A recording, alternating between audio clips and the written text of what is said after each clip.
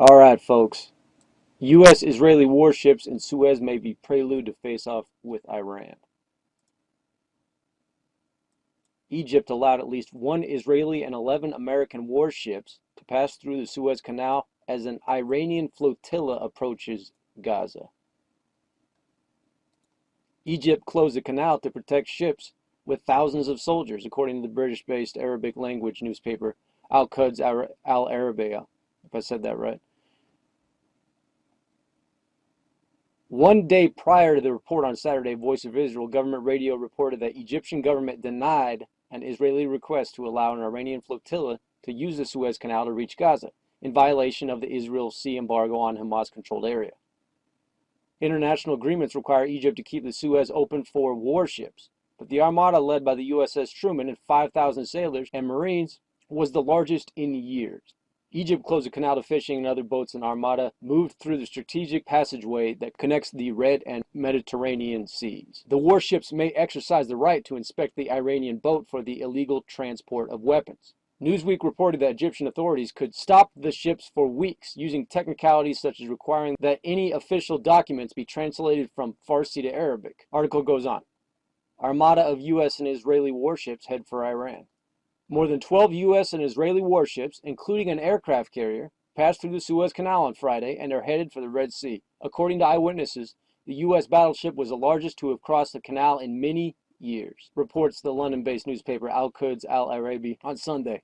The Israeli newspaper Haaretz reported Egyptian opposition members criticized the government for cooperating with the U.S. and Israeli forces, allowing the passage of the ships through the Egyptian territorial waters. The Red Sea is the most direct route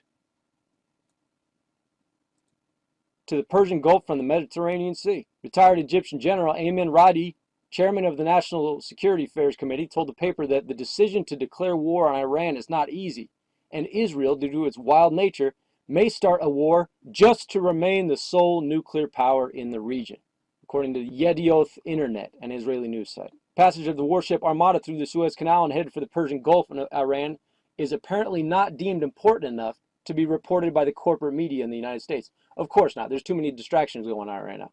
The United States and Israel, right, the sole nuclear armed power in the Middle East, have not ruled out a military strike to destroy Iran's nuclear program. And the article goes on. Now, when you mix that in with this article here, right, this is 3 weeks ago, Israeli stations nuclear sub-missiles off Iran. Supposedly 3 German-built Dolphin-class submarines are stationed off the coast of Iran. An act of intimidation, yeah, you could say that.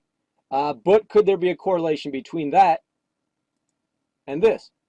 All right, the thing is, we just don't know. We don't know what's going to happen, okay, because we know situations escalate and then they come down. They escalate and they come down. It's a flow and ebb of world events. So this could just be on the larger chessboard, right, so to speak, another chess move, an act of intimidation. Will this actually come down? Will the hammer fall, and will it happen soon? I don't know. I hope not. Okay, we do not want a war with Iran. All right, it will get wildly out of control.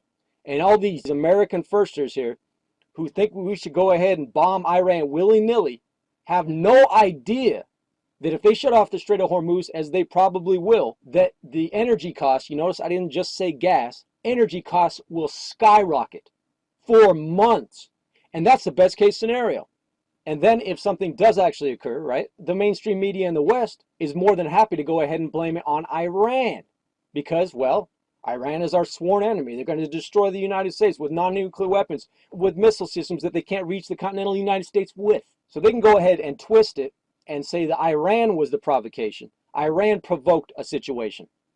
And in my mind, the Iranians are actually stoking an already volatile situation. So you can lay blame wherever you want on that issue. But the point is, keep an eye on this situation, all right? You've already had the Iranians say that if anyone tries to board one of their ships, that they will go ahead and board other ships in turn, which I would argue, I don't know about the law of the seas, right? I'm not an expert on admiralty law and maritime law, but according to what I understand, they have every right to do the exact same thing that is being threatened to do to them.